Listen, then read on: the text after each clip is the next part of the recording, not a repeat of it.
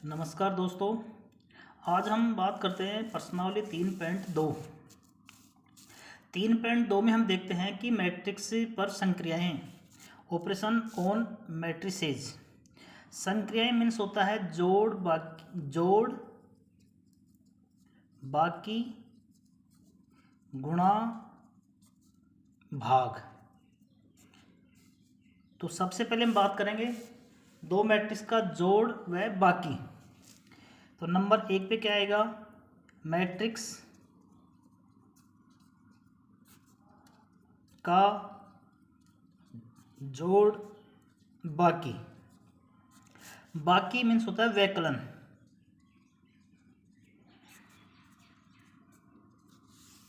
दो matrix A व B इस प्रकार से हो कि यदि ए और बी का कोटिक्रम समान हो तो हम ए प्लस बी और ए माइनस बी ज्ञात कर सकते हैं। जैसे एक मैट्रिक्स ए है, ए इज इक्वल टू ए आई जे, इसका कोटिक्रम m गुणा में n है। एक मैट्रिक्स बी है, ये है बी आई जे, m गुणा में n है। तो a प्लस में b व a माइनस b दोनों ही संभव है। क्यों संभव है यहाँ देखते हैं हम। अगर इसका कोटिक्रम m गुणा में n है और इसका कोटिक्रम भी m गुणा में n है। मैट्रिक्स a में पंक्तियों की संख्या मैट्रिक्स b में पंक्तियों की संख्या के बराबर है। मैट्रिक्स a में स्तंभों की संख्या मैट्रिक्स b में स्तंभों की संख्या के बराबर है। तो हम a प्लस बी और a माइनस बी ज्ञात कर सकते हैं। जब a plus B a minus B ज्ञात करेंगे तो उनका कोटिक्रम भी सेम रहेगा। जिस कोटिक्रम के मैट्रिक्स दिए गए हैं उसी कोटिक्रम का a प्लस बी और a माइनस बी प्राप्त होता है। फॉर एग्जाम्पल a बराबर 3 2 6 1 0 5 और एक में मैट्रिक्स ले रहा हूँ 2 1 1 3 4 2।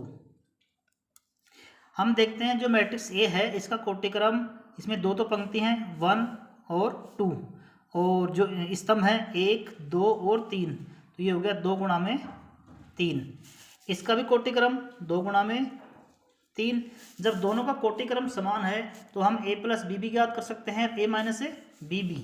तो जब a प्लस बी ज्ञात करेंगे तो a plus B is equal to जो ये पहला इसका अवयव है मैट्रिक्स a में और जो मैट्रिक्स बी में पहला अवयव है तो पहले अवयव में पहला अवयव ही जुड़ेगा। यानी ये a11 है और ये b11 है, यानी 3 प्लस में 2 और 2 प्लस में 1।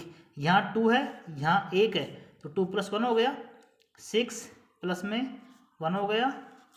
यहाँ 1 प्लस में 3, 0 प्लस में 4 और 5 प्लस में 2। ये हो गया आपका 3 प्लस में 2, ये हो गया आपका 5, ये हो गया आपका 3 और ये 7।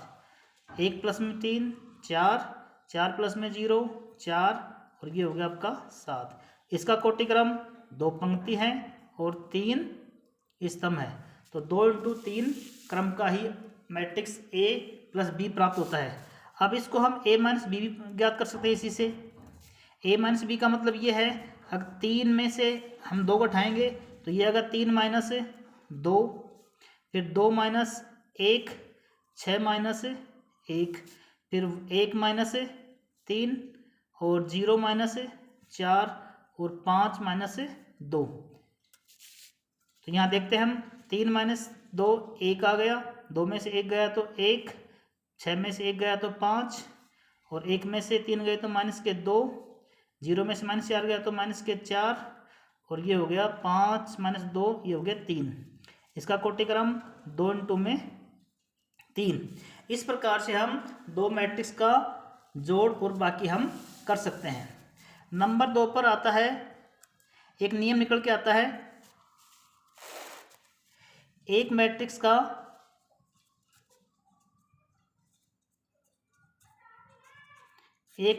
का अदिश से गुणा,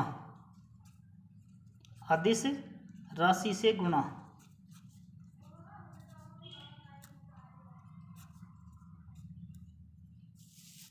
जैसे मैट्रिक्स एक ए है इसको हम k से गुणा करना है। तो जब इसको k से गुणा करेंगे तो ये हो जाएगा आपका k, एक k बोल दो या k a बोल दो। जब एक k प्राप्त होगा ये आपका एक मैट्रिक्स ही प्राप्त होगा, एक मैट्रिक्स।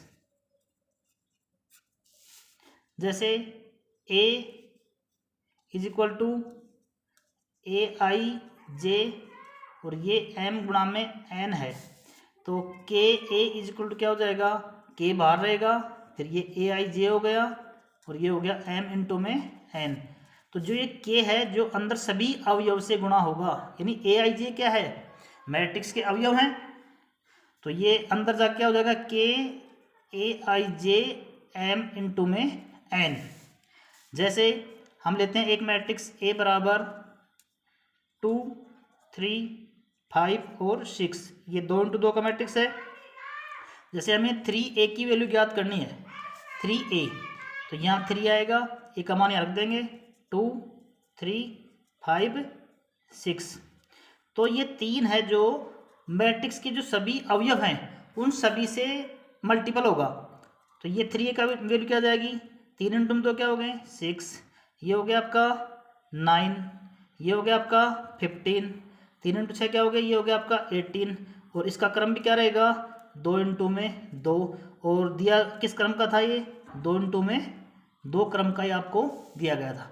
तो इस प्रकार से किसी भी अदिश राशि को जब किसी एक मैट्रिक्स से गुणा करते हैं तो वो अदिश राशि दिए गए मैट्रिक्स के सभी अवयवों से, यानी दिए गए मैट्रिक्स के प्रत्येक अवयव से गुणा होती है।